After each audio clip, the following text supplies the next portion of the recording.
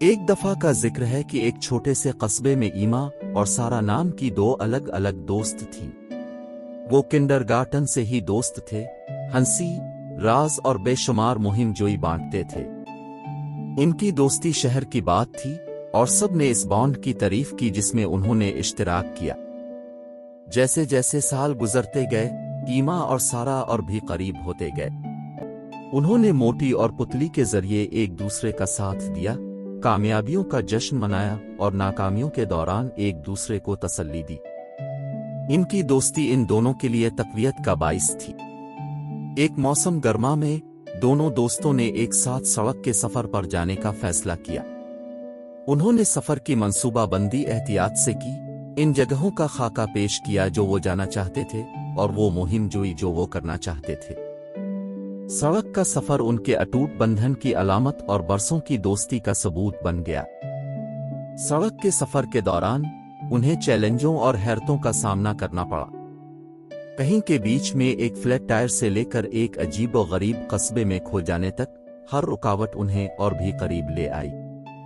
ان کا سفر صرف منزلوں کے بارے میں نہیں تھا، یہ ان تجربات کے بارے میں تھا جن کا اشتراک انہوں نے کیا اور ان یادوں کے بارے میں جو انہوں نے مل کر تخلیق کی۔ ایک شام جب وہ ستاروں سے روشن آسمان کے نیچے کیمپ فائر کے پاس بیٹھے تھے، ایما اور سارا نے اپنی دوستی کی عکاسی کی۔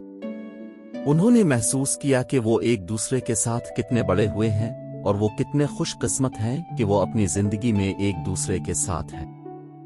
سڑک کا سفر ایک اہم موڑ بن گیا جس سے ان کی دوستی اور بھی مضبوط ہوئی۔ جیسے جیسے سال گزرتے گئے، ایما اور سارا نے زندگی میں آنے والی ناگزیر تبدیلیوں کا سامنا کیا۔ انہوں نے مختلف کیریئر کا پیچھا کیا، مختلف شہروں میں منتقل کیا اور نئے لوگوں سے ملاقات کی۔